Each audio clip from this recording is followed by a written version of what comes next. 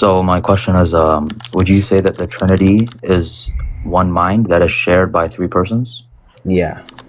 Okay. And would you say that if there is a multiplicity of minds, that there is a multiplicity of gods? Yes, if the minds are not essentially distinct, or if the minds are not essentially identical. Excuse me. So if there's three different minds, there's three different gods. Yes. Okay. Yeah. Would you say that in order for three persons to have the same mind, they must affirm the same facts? When you say affirm the same facts, like what is a fact in your view? Like you're saying a proposition? Yeah. Not necessarily. You have to cash out why that had to be the case. Like why do they have, like, you have to cash out what do you mean by affirm the same facts? Like what do you mean by that?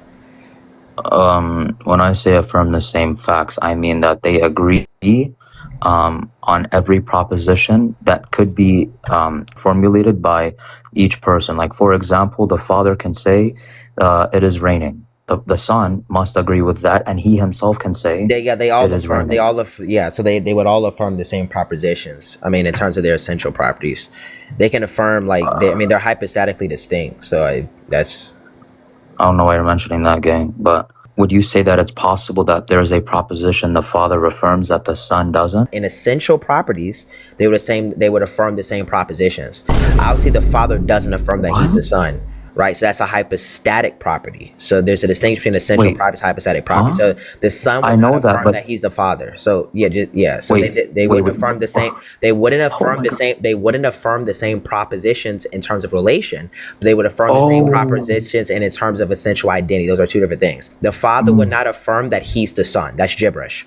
The father affirms he's the father. So in virtue of hypostatic properties, in virtue of their relation to one another, they can make a distinction because there is a hypostatic distinction. But they would affirm the same propositions in terms of their essential properties. So because they all share the same essence, they would affirm the same propositions essentially, not hypostatically. I don't know why you're mentioning hypostatic and essential properties. Okay, well then just get to your argument. I'm being to your point. So yes, they would affirm that. Okay, so I answered your question. So now, keep going. So my question would be that can the father affirm a proposition that the son cannot? I didn't get a yes or no to that. I just answered your question. It's categorically dependent. I literally just answered that. Yes or no, and then clarify. No, it's not a yes or no and then clarify. It's context dependent. So I said yes and one. It's like asking, did God die? Right? That question is context dependent. If you say, did God die, are you picking out the set of essential properties that make God God, or are you picking out a specific person operating in a nature? That question is context. Excuse me, it is the same thing because I'm showing you how a question be context dependent. Can I tell you how it's not? I'm gonna answer the question again. Yes, tell me how it's not. It's not, because I am actually asking a question that would be like encapsulating a universal idea. Meaning that I'm literally asking you, is it possible, right? When I say, is it possible, what was that for, man? Yeah. I don't know why you're adding that sound effect. You have to show how the question. Can you let me talk? You asked me how, and you put a laughing thing. What are you doing? Yeah, he's crashing out now. You asked me to tell you how, and you're not letting me tell you how.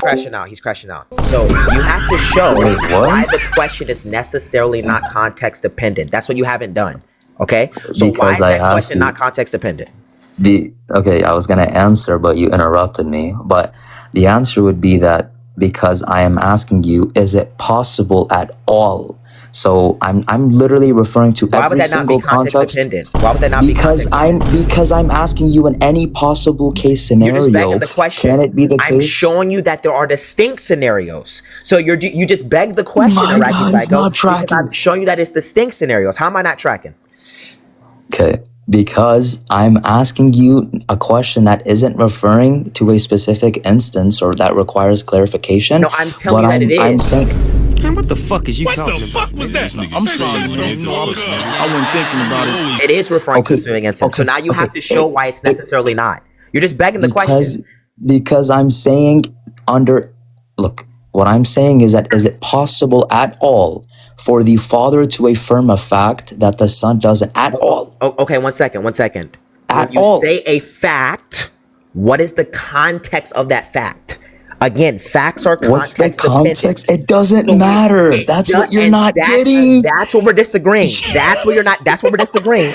That's where we're disagreeing, Iraqi Psycho. Don't try that laugh, That's man. where we're disagreeing. When you say a fact, okay, are you saying a proposition? What are you counting a fact to be? Because if you say a proposition, okay, I'm going to index propositions to God's essential properties in His knowledge, because God's knowledge. What the hell does that even mean? Listen, I'll educate you. Stop. Okay. When I say I'm propositions are indexed to God's essential properties. Look, guys. Do you see how he's over talking?